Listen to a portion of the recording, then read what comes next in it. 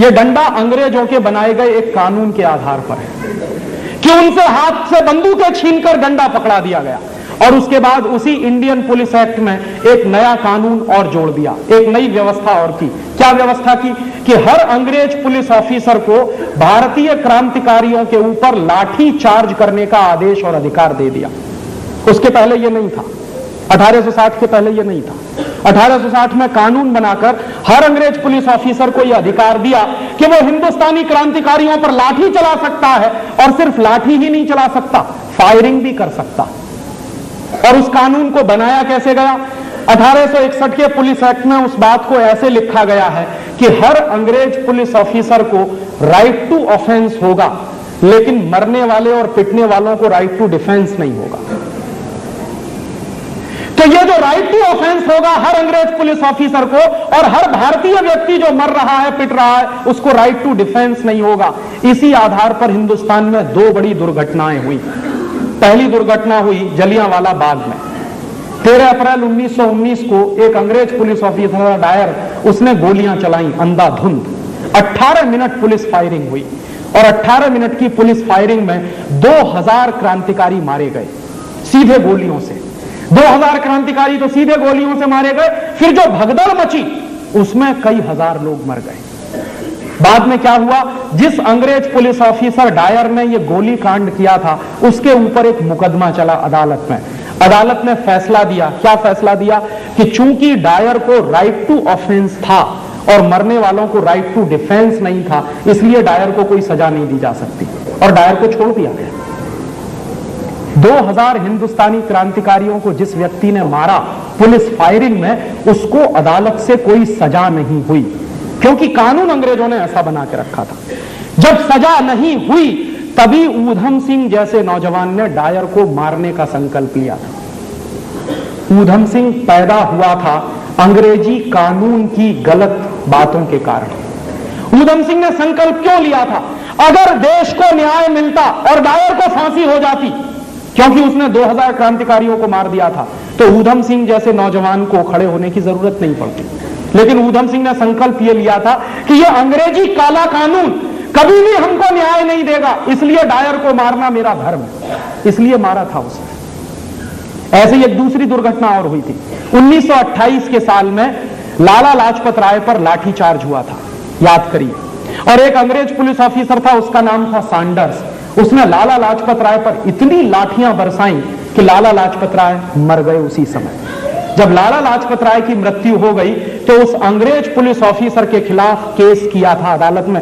बहुत कम लोग जानते हैं वो केस फाइल किया था भगत सिंह ने।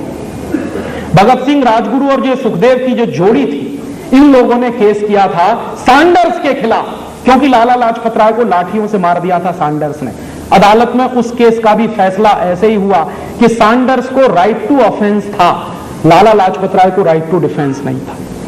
और तब उन तीनों क्रांतिकारियों ने कल्पना की थी कि यह काला कानून अंग्रेजों का बनाया हुआ हिंदुस्तान के क्रांतिकारियों पर लाठीचार्ज करता है, फायरिंग करवाता है।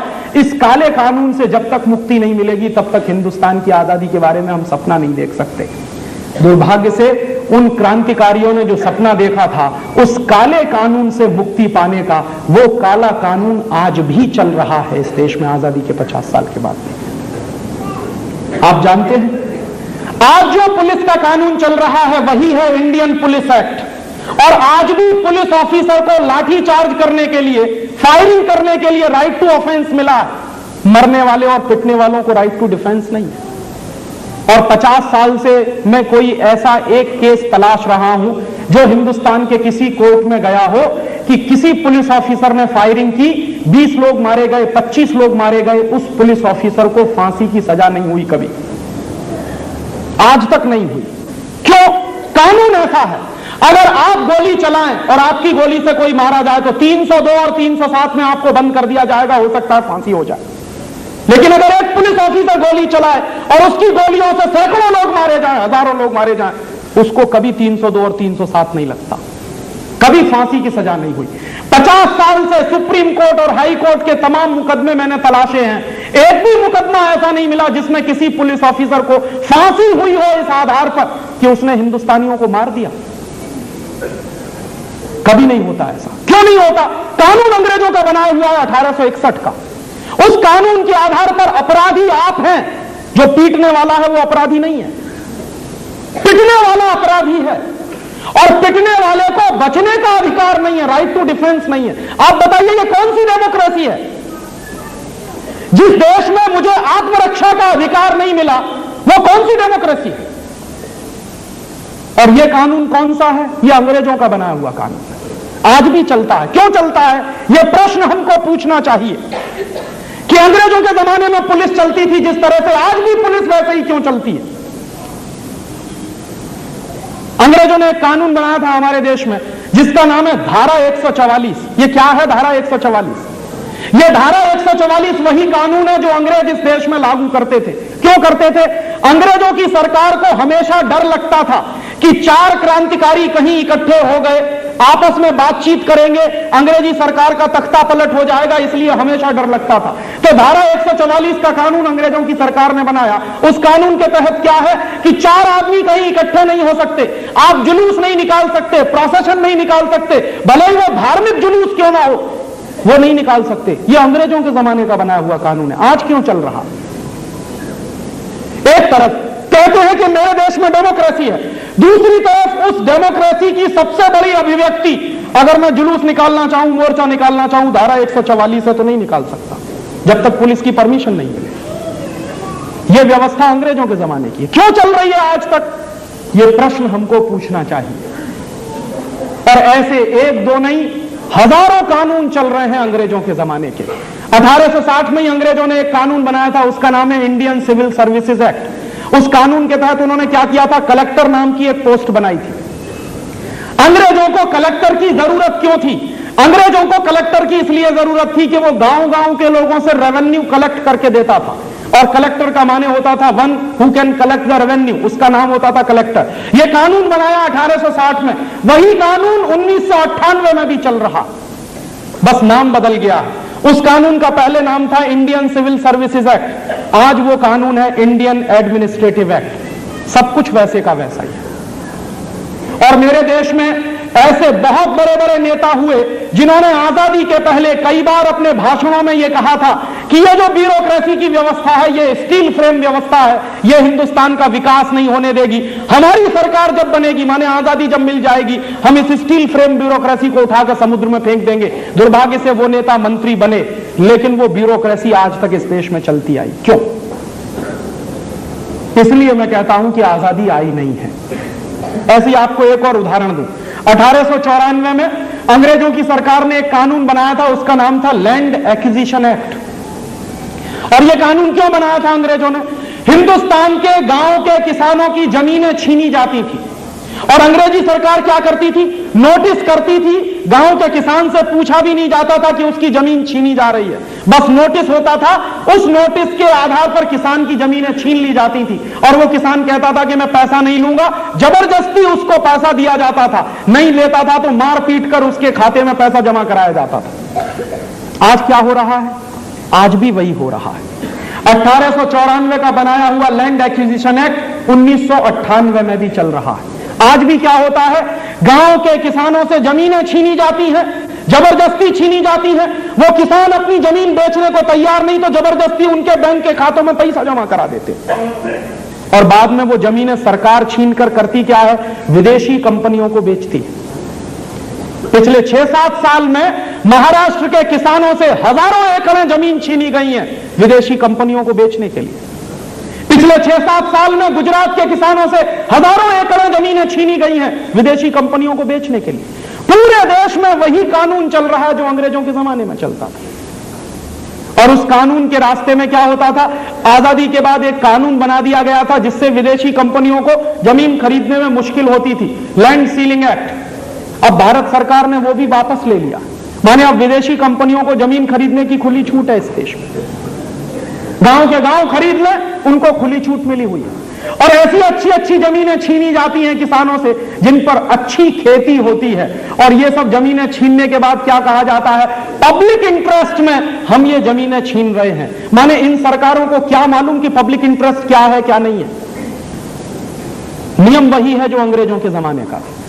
इसलिए मैं कहता हूं कि आजादी आई कहां है। ये सब कानून आपके ऊपर अत्याचार ढा रहे हैं। आपको तो मालूम नहीं है कि आप इस देश में राशन कार्ड लेकर घूमते हैं, वो राशन कार्ड का कानून अंग्रेजों का बनाया हुआ है। आप सबके घरों में जो राशन कार्ड है, जिस राशन कार्ड के आधार पर आप घासलेट लेकर आते हैं, कैरोसिन ऑयल लेकर आते हैं, वो कानून अंग्रेजों का बनाया हुआ है, 1939 का बनाया हुआ है। और गांधी जी ने एक बार टिप्पणी की थी कि अंग्रेजी सरकार ने इतना अपमानजनक कानून बनाया है कि हिंदुस्तानी लोगों को लाइन में लगकर घासलेट लेना पड़ता है, गेहूं लेना पड़ता है, चावल लेना पड़ता है। गांधी जी ने एक बार यह भी कह दिया था कि आजादी मिलेगी तो यह राशन कार्ड का कानून सबसे पहले खत्म करना होगा। दुर्भाग्य से गांधी जी चले गए, वो राशन कार्ड का कानून नहीं गया। आज भी इस देश में मैं देखता हूं मेरी आंखों से कि जिनको हम इस देश का मालिक कहते हैं, नेता लोग आपको कहते हैं कि आप वोटर हैं, माने आप मालिक हैं, तो इस देश का मालिक 1 किलोमीटर लंबी लाइन में लगकर 2.5 घंटे के अंदर 5 लीटर घासलेट लेकर आता है। यह आजादी का लक्षण है। अंग्रेजों के जमाने में लंबी लंबी लाइन में लगना पड़ता था तो थोड़ी सी चीनी मिलती थी, चावल मिलता था, गेहूं मिलता था। आज आजादी के 50 साल के बाद भी लंबी लंबी लाइन में लगकर हम थोड़ा सा घासलेट लेकर आते हैं। इसका माने क्या है? आजादी कहीं से भी आई नहीं है। दुर्भाग्य से गुलामी की वही व्यवस्था चल रही है जो अंग्रेजों के जमाने में चलती थी। सब कुछ वही चल रहा है जो अंग्रेजों के जमाने में चलता था। इसलिए हमारे संविधान में एक आर्टिकल है जिसका जिक्र मैंने किया आपसे।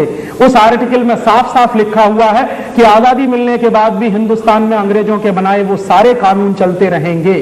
क्यों चलेंगे? और ऐसा संविधान हमने स्वीकार क्यों किया? फिर दुर्भाग्य से जिसको आप अपना संविधान कहते हैं वो अपना नहीं है। 1935 के साल में अंग्रेजों ने एक कानून बनाया था जिसका नाम है गवर्नमेंट ऑफ इंडिया रूल।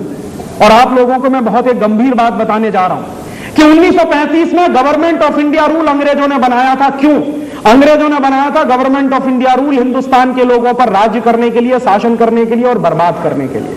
वही गवर्नमेंट ऑफ इंडिया रूल के शुरू के जो 95 आर्टिकल्स हैं वही संविधान में शामिल कर लिए गए।